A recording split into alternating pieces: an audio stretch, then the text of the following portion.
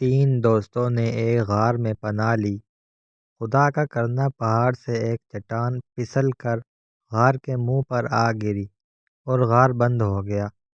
دیو قیامت چٹان تھی، بھلا ان کے بس میں کہاں تھا کہ اس کو ہٹا کر غار کا منہ کھول دیں۔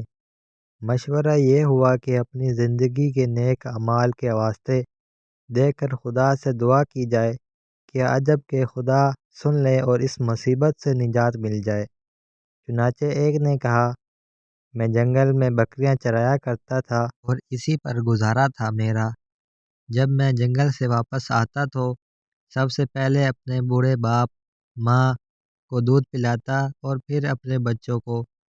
ایک دن میں گھر دیر سے آیا تو ماں باپ سو چکے تھے، بچے جاگ رہے تھے اور بھوکے تھے، لیکن میں نے یہ گوارا نہ کیا کہ ماں باپ سے پہلے بچوں کو پلاؤں، اور یہ بھی گوارا نہ کیا کہ والدین کو اٹھا کر انہیں تکلیف پہنچاؤں۔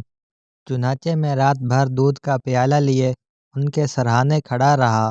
بچے میرے پاؤں سے چمٹ چمٹ کر روتے رہے، لیکن صبح تک اسی طرح کھڑا رہا۔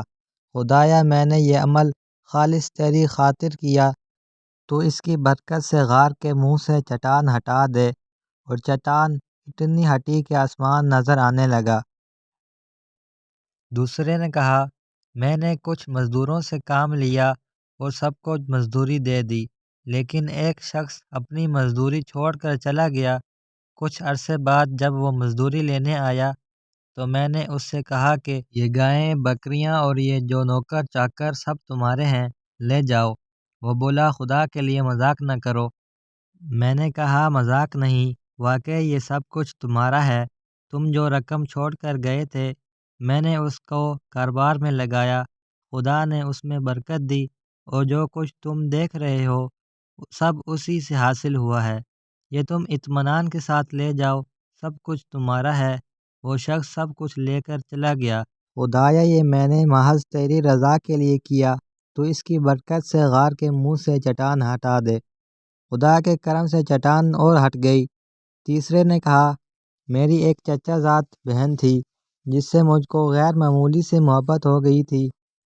اس نے کچھ رقم مانگی، میں نے مہیا کر دی، لیکن جب میں اپنی ضرورت پوری کرنے کے لیے اس کے پاس بیٹھا تو اس نے کہا، خدا سے ڈرو، اس کام سے باز رہو۔ میں پورا اٹھ گیا اور میں نے وہ رقم بھی اس کو بخش دی۔ اے خدا، تو خوب جانتا ہے میں نے یہ سب محض تیری خوشنودی کے لیے کیا۔ خدا اس کی برکت سے غار کا منہ کھول دے۔ خدا نے غار کے منہ سے چٹان ہٹا دی اور تینوں کو خدا نے اس مصیبت سے نجات دی۔